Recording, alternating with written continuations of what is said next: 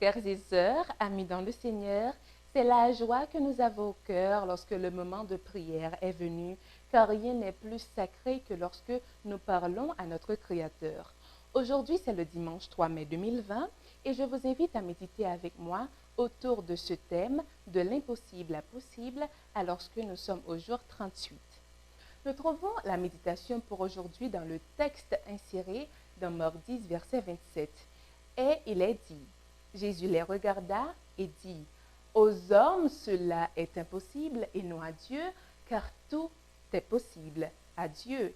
Et nous le savons, les impossibilités naturelles ne sauraient empêcher l'œuvre du Tout-Puissant, tout comme Ellen G. White le dit dans le livre Jésus-Christ. Nous avons un Dieu dont l'oreille n'est pas fermée à nos requêtes, et nous prouvons sa parole, il honorera notre foi. Il veut que tous nos intérêts soient entrelacés à ses intérêts.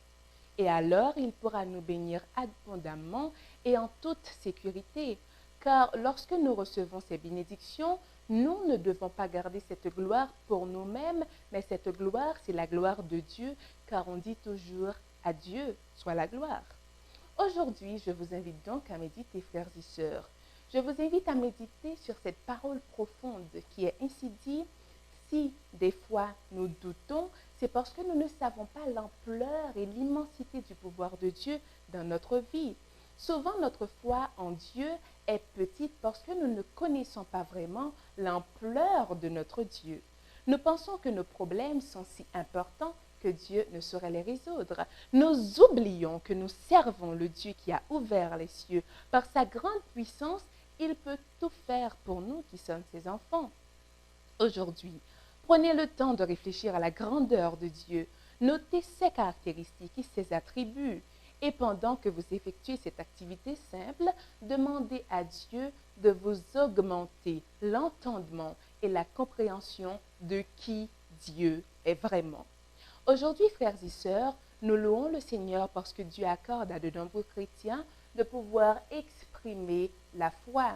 Et ainsi, ils pourront rechercher de nouvelles opportunités au lieu de se concentrer uniquement sur les portes fermées à cause de la pandémie du coronavirus. Aujourd'hui, frères et sœurs, je vous invite à prier pour les gens qui s'interrogent sur la situation de crise en se disant « Dieu essaie-t-il de nous montrer quelque chose en ce temps difficile ?» Et pour cela, lisez 1 Samuel 3, verset 10. Prions également pour les personnes dans les pays les plus pauvres qui n'ont pas de travail et qui ont du mal à obtenir les nourritures de base, telles le riz, les haricots, la farine de maïs, etc. Beaucoup risquent de mourir de faim à cause de cette situation.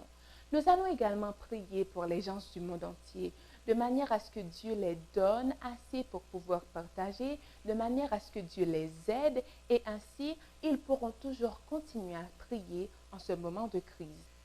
Prions pour les agriculteurs, frères et sœurs, les agriculteurs qui n'arrivent pas à trouver les travailleurs qui les aidaient à pouvoir cultiver leur jardin. Que Dieu nous garde dans ce moment de crise et en cette période de désespoir et nous allons toujours continuer à garder ce lien de prière car rien n'est plus important que lorsque nous parlons au Seigneur. Prions le Seigneur, chers amis.